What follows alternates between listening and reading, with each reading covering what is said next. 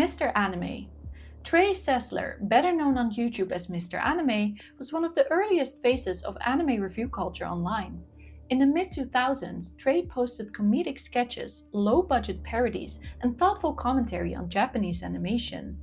To many, he was just a nerdy kid with a camcorder and a dream. He lived in the small Texas town of Waller with his tight-knit family, Dad Lawton, Mom Rhonda, and older brother Mark, who was also his best friend. By 2011, Trey had hundreds of videos, thousands of subscribers, and over 1 million views. This may not sound like much today, but back then he was a big deal in this niche. He was building a legacy, but behind the screen name, something was unraveling. As Trey's channel grew, so did his obsessions. Guns, violence, serial killers, school shootings. He began collecting firearms, sometimes even using them in his videos, under the guise of props. But offline, it went deeper. By his early 20s, Trey had dropped out of college, was unemployed, and heavily abusing prescription meds and alcohol. He lived alone in his deceased grandmother's massive house, turning it into a party den, a firing range, and a bunker. He even joked about killing his own pets. Nobody took it seriously, but that would soon change. In February 2012, Trey uploaded a cryptic message. "I'm going to take a break, reward myself with a 2-week vacation."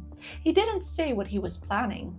I know that I'm going to reward myself with probably a 2 or 3 week break coming up here from YouTube videos, anime reviews in particular. I might do some blog stuff. I want to thank you guys a lot for sticking with me and watching the channel. I got more subscribers than ever. I have more. Then, in March, he posted a final update. Mr. Anime got a job. But there was no job, just a plan. On March 20th, 2012, Trey loaded his car with weapons and drove to his parents' home. First, he lured his mom into the garage and shot her 4 times at close range. Then, he fatally shot his father in bed. Mark, his own brother and childhood best friend, tried to flee. Trey chased him into the bathroom, kicked the door down, and delivered a final bullet to the head. When it was over, he shot the family pets, smashed furniture, and scribbled apologies on the walls. "I love my mom, my dad, my brother. God forgive me." Trey fled. He planned to continue the massacre at his former high school, but sitting in his car outside, he couldn't go through with it. He drove off, was arrested later that night, and immediately confessed. He cried through his 8-hour interrogation, told police it felt like he was in a video game, said he didn't want his family to witness his planned mass shooting, so he spared them by killing them first. When investigators searched his computer, they found manifestos, school maps, serial killer tier lists, and full-on files of previous murderers. He had idolized them. Now he had joined them. Trey Sesler was sentenced to life in prison without parole. He's now 34 years old. His YouTube channel, Landscape Productions, was scrubbed, but his videos still resurfaced, re-uploaded by morbidly curious fans. Trey Sesler hid his obsession with mass murder behind anime reviews. The next YouTuber didn't hide anything. He uploaded his loneliness, rage, and eventually his motive. Elliot Rodger was born in London, 1991, the son of a Hollywood filmmaker and a nurse. By age 5, he was living in California, bouncing between his divorced parents, raised in privilege but plagued by insecurity. He was shy, awkward, and obsessed with status. Even as a kid, he felt like he was supposed to be someone important. In high school, he was bullied and rejected by girls. By the time he reached college age, Elliot had moved to Isla Vista and started a YouTube channel called Elliot's Blog. It wasn't your typical gaming or anime channel. Elliot's blog was about Elliot, his loneliness, resentment, and growing hatred for the people around him. Elliot believed that the world had cheated him, especially women. He didn't understand why they liked obnoxious guys instead of him, a self-described magnificent gentleman. He got a BMW, new clothes, expensive sunglasses, but he never talked to anyone. He sat alone, filming monologues in his car, ranting about couples at the beach, coffee shop dates he never had. Today I want to talk about the kind of men that girls are attracted to. Ever since I hit puberty, I've wanted girls, I've desired girls, I've been sexually attracted to girls, but they've never shown any attraction back to me. And during that time, I've tried to question why. Why aren't they attracted to me?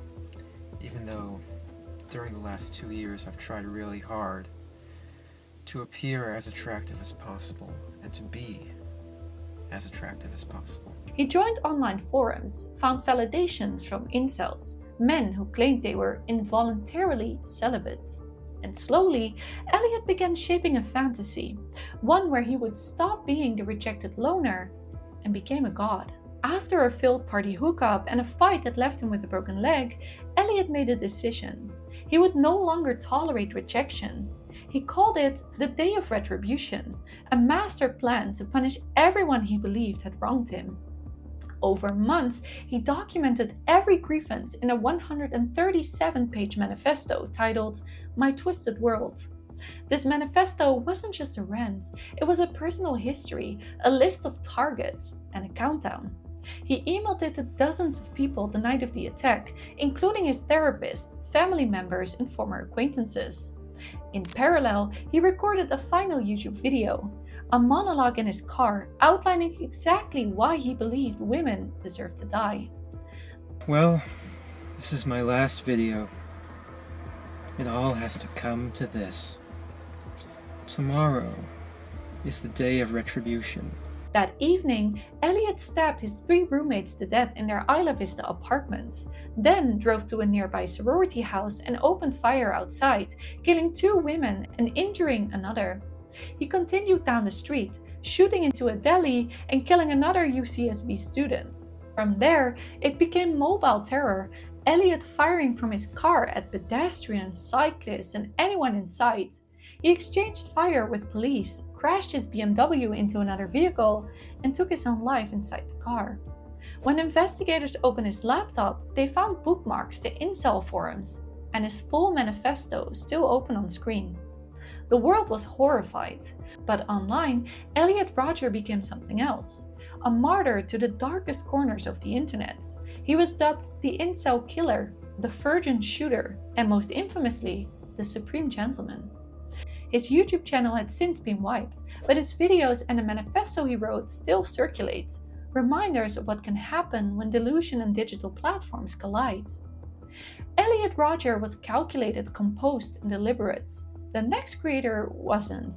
He went viral for smashing someone with a hatchet, but what came after was even worse.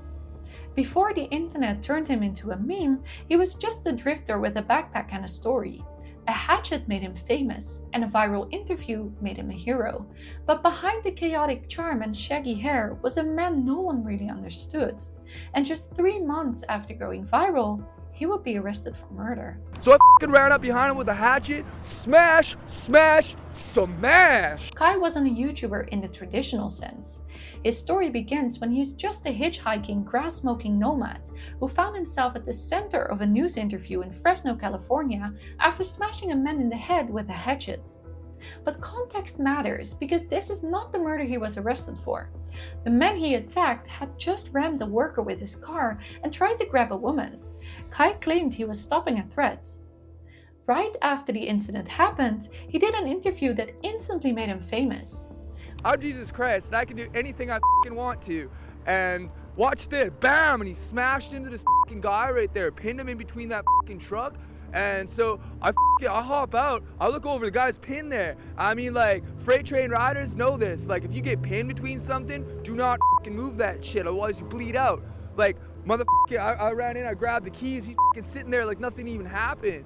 And like, f***ing, like, man, if you started driving that car around again, man, there would have been a hell of a lot of bodies around here. F***ing, I hop on out, and so I grabbed the bag, I threw it over by that pole right there, and then f***ing buddy gets out, and these 2 women are trying to help him. He runs up and he grabs one of them, man. Like, a guy that big can snap a woman's neck like a pencil stick. So I f***ing ran up behind him with a hatchet, smash, smash, smash. Yeah. The lady said you saved her life.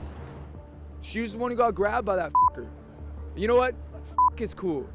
That guy ain't. Shit. How'd you get in his car? How did you? I was hitchhiking. Well, good thing I was hitchhiking. Yeah, people say don't hitchhike. Well, this is what happens. Was yeah, well, at least I was here. So he did this on purpose. Dude, that guy was fucking cooked out, man. Like, he's beyond howley. Like, I don't even see any breath in him, you know what I'm saying? Can I get your name and where you're from, if you don't mind? I'm Kai. Kai, can I get spelling for you? Straight out of Dogtown, K-A-I. K-A-I, do you have a last name? No, bro, I don't. With his shaggy hair, chaotic energy, and one-liners, Kai felt like an off-the-grid superhero. Every TV show wanted him on. He even appeared on Jimmy Kimmel. But behind the free spirit persona was a volatile, self-destructive pattern that few noticed until it was too late. When New Jersey attorney Joseph Galfy failed to show up for work, his colleagues called the cops. When police arrived at his home, they found the 73-year-old dead in his bedroom, in his underwear, face down in a pool of blood. His injuries were brutal: skull fractures, broken ribs, and what appeared to be blunt force trauma to the face and chest. There were no signs of forced entry, but police did find a name: Lawrence Kai. Police found a train ticket at the crime scene, time-stamped a day before the murder. Station surveillance showed Joe Galfy buying it, then chatting with someone off camera. Seconds later, Kai stepped into frame. The two hugged like old friends or new acquaintances with an unspoken deal. According to Kai, they met in Times Square. Joe offered him a ride to New Jersey and a place to stay. Later that night, Kai claimed he woke up feeling violated with a metallic taste in his mouth and Joe allegedly attempting to assault him. He picked me up in New York. He says, "Oh, you look lost, you know, like, where are you from, this and that." And I says, "Dogtown." He says, and I said I was going to New Jersey, and he said that he was headed to New Jersey too. So I went with him to his house, and when I was at his house, he gave me a bunch of beers, and then I got kind of sleepy right before bed. I woke up, and it was like there's a metallic taste in my mouth, and there's like outside my face. And I felt violated. I went over to Asbury to meet a friend, and she wasn't showing up. I called him because I didn't think I had any other place to go. Kai left, but came back the next day. Joe made him burgers, they drank, and according to Kai, everything after that was a blackout. Joseph Galfy's body told a clearer story. The level of violence didn't suggest self-defense. Autopsy showed signs of being stomped on, hit multiple times, including to the eyes, ears, neck, and ribs. There was no struggle elsewhere in the house, no indication that Joe had fought back. Kai was arrested 3 days later while trying to board a bus in Philadelphia. During interrogation, he painted himself as the victim, but jurors didn't buy it. His erratic behavior, contradictory statements, and the level of force used painted a picture of explosive rage. Kai spent the next 6 years in jail awaiting trial.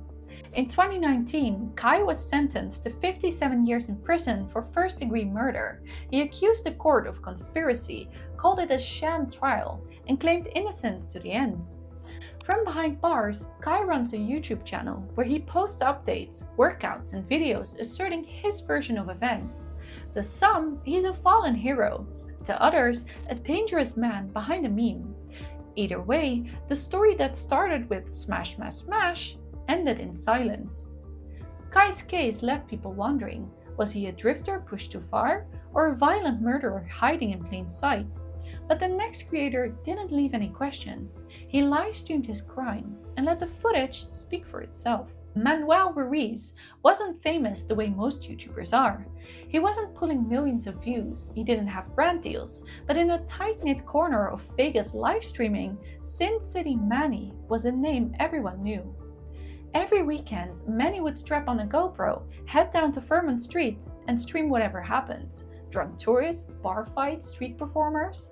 Over 400 live streams later, he had built a loyal audience of around 10,000 viewers. Not huge, but in this niche, he was king, and he acted like it. Many created an alter ego, Mannywise, a play on Pennywise, where he would wear clown makeup, say outrageous things for super chats, and lean fully into the Vegas chaos. It was an innocent costume, until it wasn't. Enter Finny the Legend, aka Rodney Finley, a grandfather from Arizona with his own YouTube channel talking about sports, who started out as just another viewer in Manny's chat. But after a falling out in 2023, Finney launched his own live streams, mocking Manny's ego, mannerisms, and even his marriage. It was supposed to be harmless, a troll versus the streamer he used to admire, but Finney's channel blew up. Viewers, and more importantly, donations, started drifting over. Manny, who had quit his job to stream full-time, was watching his income and influence evaporate. I don't know if Archive's going to address it, but I did get sent this clickbait on Friday that didn't get no views. The man tried to say that he wants somebody to like him so bad. He wants somebody to like you. That's crazy. Nobody likes you, dude. Nobody likes you. Reach. And he didn't take it well. Behind the clown makeup and sunglasses was a man spiraling. He began lashing out at viewers, obsessing over Finney, blaming his fall on betrayal, all broadcast live. On Halloween 2023, the feud spilled offline. Manny and his wife Julie encountered Finney and his wife Bubbly outside a casino.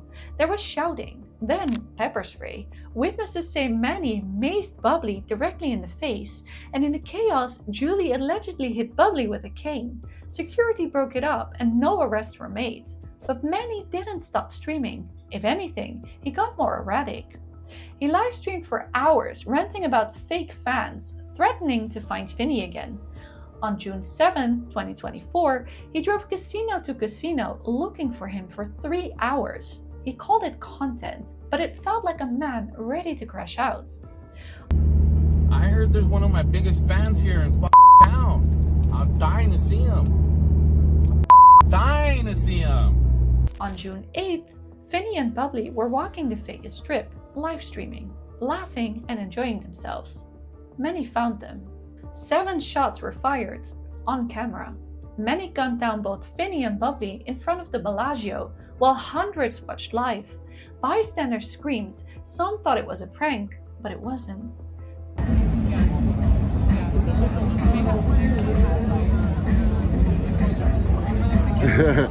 Facts, Donut.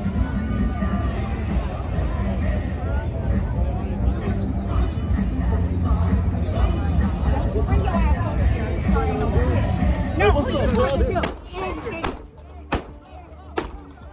Are you fucking kidding me?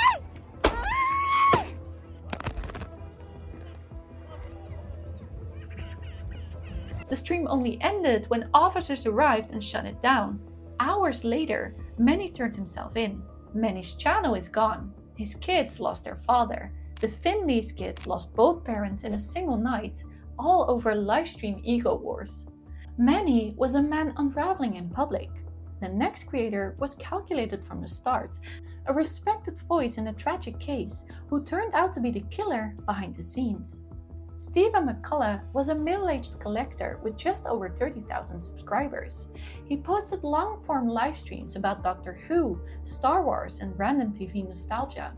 His setup was charming in a low-budget way. A fanboy with figurines, sipping wine while rambling about his favorite TV shows. But on December 18, 2022, the illusion cracked. The cozy livestream he posted that night wasn't just entertainment. It was a digital alibi, carefully pre-recorded, while his pregnant girlfriend lay dying just miles away. December 18, 2022, McCullagh goes live with a stream titled Violent Night Christmas Live Gaming Stream.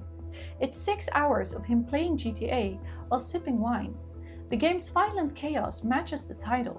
He talks about wasting the wife mission, making odd references to murder, and even flashes a James Bond No Time to Die poster. But something feels off.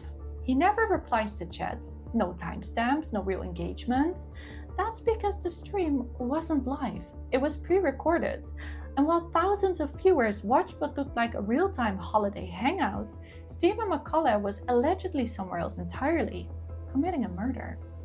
Just before 9 p.m. in a quiet home in Lurgan, Northern Ireland, 32-year-old Natalie McNally was brutally attacked. She was pregnant, 15 weeks along, and had been stabbed in the neck multiple times and suffered from blunt force trauma to the head.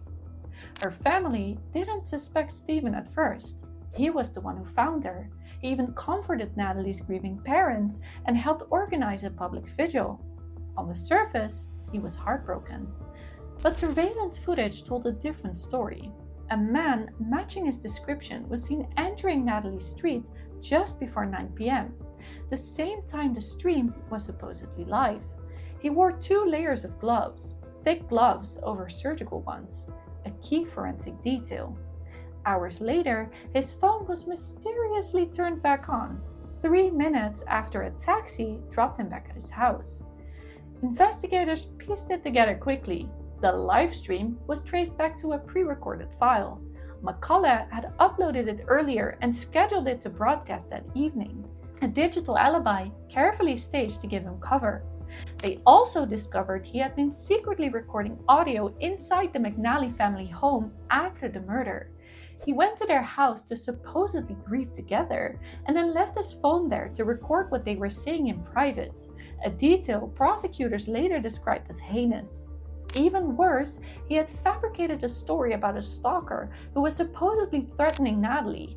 Police later confirmed that the stalker never existed. To this day, McCullagh hasn't offered a clear motive. Some speculate it was jealousy, others say he felt trapped. He had been secretly in a relationship with Natalie. She was pregnant with his child, but started texting someone new. The trial is still pending, but the court has made one thing clear. Stephen McCullagh is charged with the murder of Natalie McNally and her unborn son, and has been denied bail in the meantime. Stephen tried to fake a livestream to escape justice, but the next YouTuber didn't fake anything. He told the world who he was, long before he pulled the trigger. Jake Davison's YouTube channel looked like any other struggling gym vlogger. Shaky camera, shirtless flexing, and low-effort edits. But behind the username Professor Waffle was a much darker narrative, one that shouldn't have ended the way it did. Jake was born in Plymouth, England in 1998. His home life was turbulent. His stepfather was violent and abusive.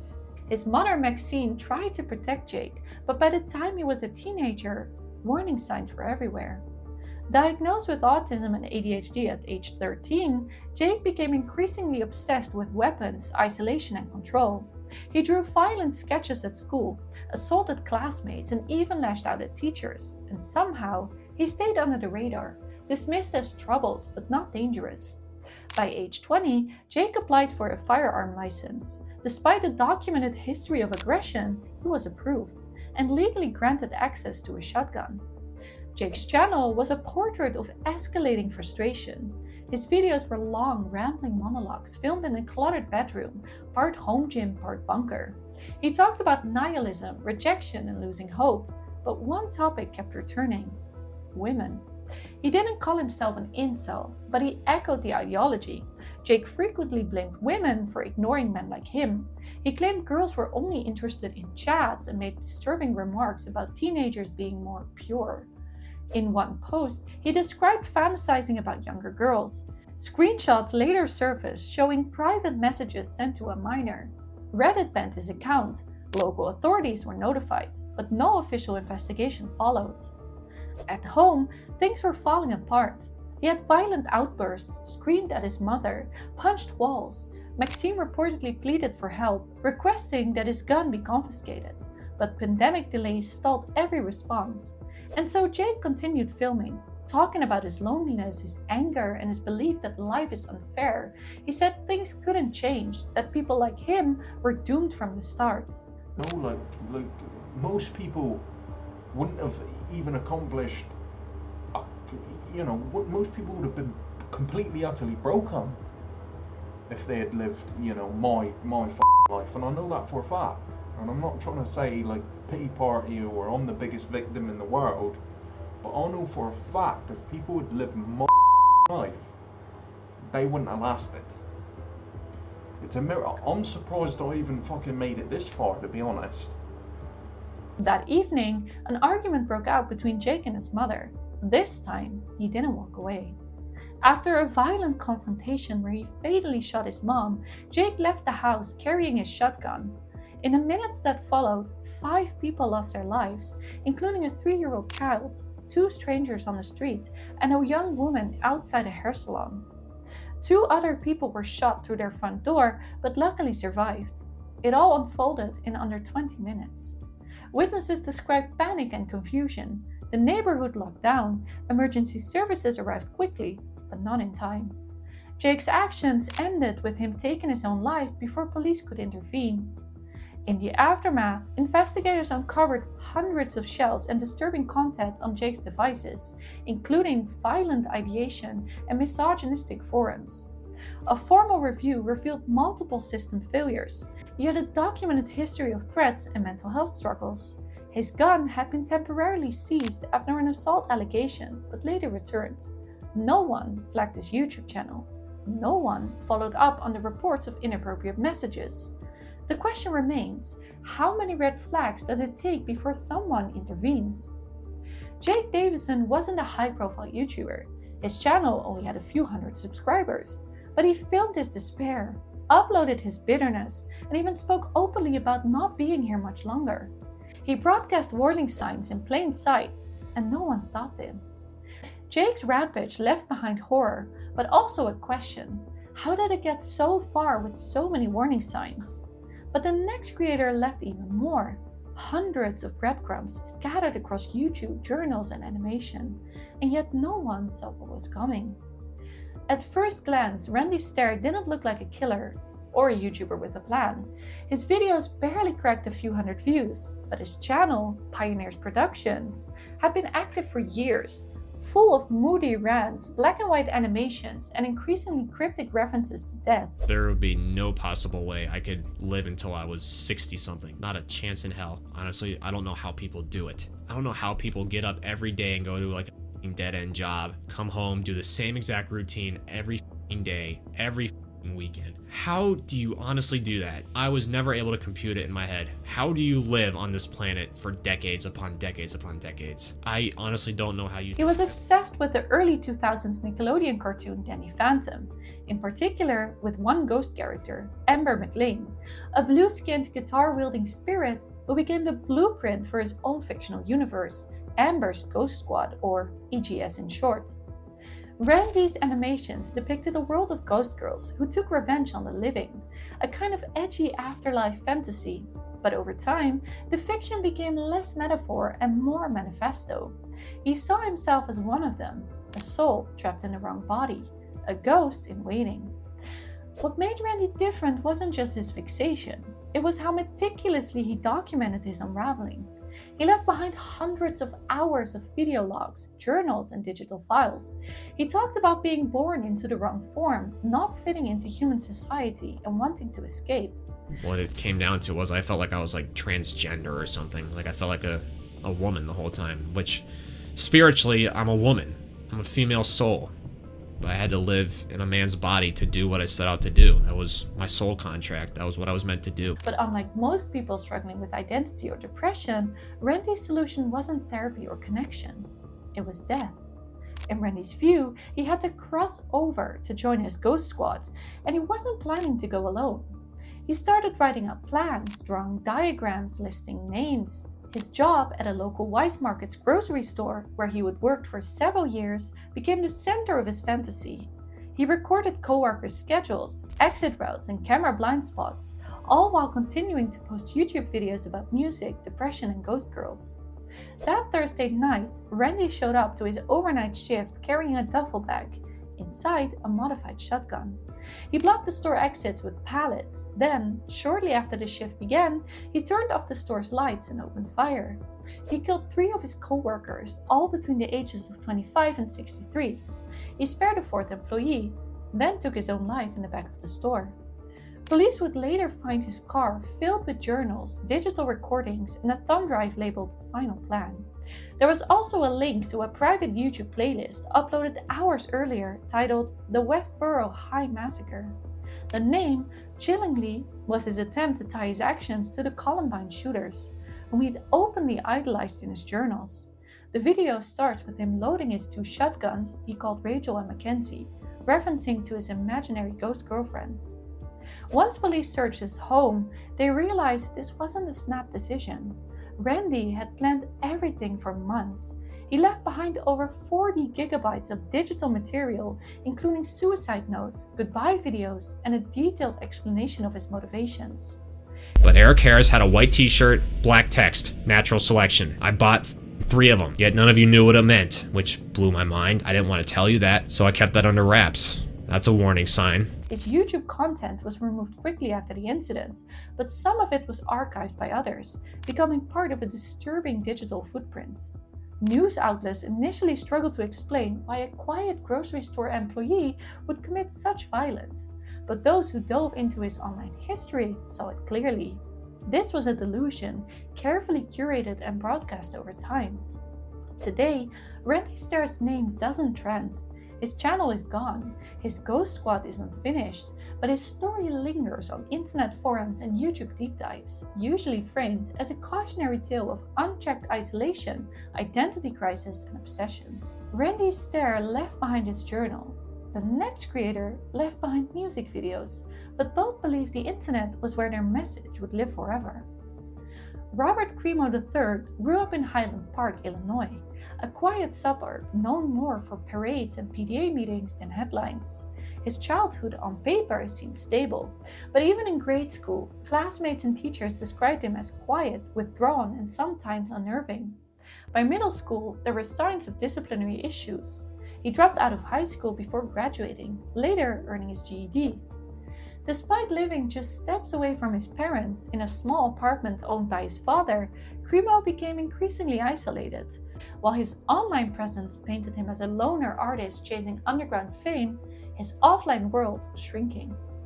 Robert, online known as Awake the Rapper, built an online persona across YouTube, SoundCloud, and Twitter that blurred the line between edgy aesthetics and real warning signs. His content was cryptic, heavily symbolic, and increasingly disturbing. In his videos, masked characters stalked empty hallways, stick figures blitz, and lyrics fixated on violence, alienation, and surveillance. At first, many viewers dismissed it all as low-budget horrorcore, part edgy art project, part anonymous angst. His channel had under 20,000 subscribers, but there was a recurring theme beneath the flashing visuals and whispery voiceovers: destruction. Cremo's lyrics referenced school shootings. His animations depicted stick figures getting shot in classrooms, and he often drew himself small, isolated, and weaponized. To most, it seemed like just another kid with a camera and too much time, but behind the mask, Cremo was planning something. Over time, Awake the Rapper's content took a darker turn. His songs moved from metaphor to manifesto. In one video, he rapped, "I need to just do it. It is my destiny." I need to leave now.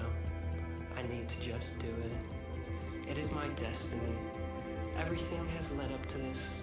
Nothing can stop me, not even myself. In another, he staged a classroom shooting with animated stick figures, complete with sound effects and falling bodies. One video posted to a now-removed backup channel showed him in what appeared to be a school classroom, wearing tactical gear, holding a GoPro. The caption? Coming soon. By 2022, he had posted nearly 20 videos and dozens of songs across multiple platforms, most of them detailing paranoia, rejection, and violent fantasies. But the red flags weren't just digital. In 2019, police had visited Cremo's home after he threatened to kill everyone. They confiscated knives and swords. Months later, he applied for a gun license and was approved. That morning, families gathered along Central Avenue in Highland Park, Illinois. Lawn chairs, balloons, and American flags filled the streets. At 10:14 a.m., shots rang out from a rooftop. Within seconds, chaos erupted. Cremo, dressed in women's clothing as a disguise, had climbed onto a business roof and opened fire with a legally purchased high-powered rifle. He emptied over 80 rounds into the crowd, killing 7 people and injuring 48 more. Afterward, he escaped in the crowd, blending in with panicked bystanders. He drove to another town, borrowed his mother's car, and even considered a second shooting. He was arrested 8 hours later after a tip from a local resident. The internet quickly dissected his trail. Deleted videos were re-uploaded. His Spotify page was wiped. His digital footprint revealed years of planning and an obsession with mass shooters. He had even liked videos of past shootings. His rap moniker, Awake, now felt less artistic and more sinister. Is there such thing as free will? Or has this been planned out? Cremo was charged with 117 felony counts, including multiple counts of murder, attempted murder, and aggravated battery. He pleaded not guilty, claiming he was being framed. None of this is real. This whole event was a false flag operation employed by the people who hide behind the FBI. The witnesses are actors. The interview was a performance. They tortured and coerced me into falsifying evidence. John Willoughby and Alex McFadden are special agents of the Chicago Division of the FBI. They were both on the ground that day on July 4th, 2022 in Highland Park, Illinois. They also held significant roles participating in the operation. I was given the task. His trial is ongoing. From niche animators to viral streamers, each one left behind a digital trail. And yet, in almost every case, no one did anything to stop them. Their stories aren't just about their murders, but about obsession, isolation, and how easily clear some of the signs were. In the age of the internet, anyone can build an audience, but not everyone should. So, did I forget anyone? Let me know in the comments below, and I'll see you next time.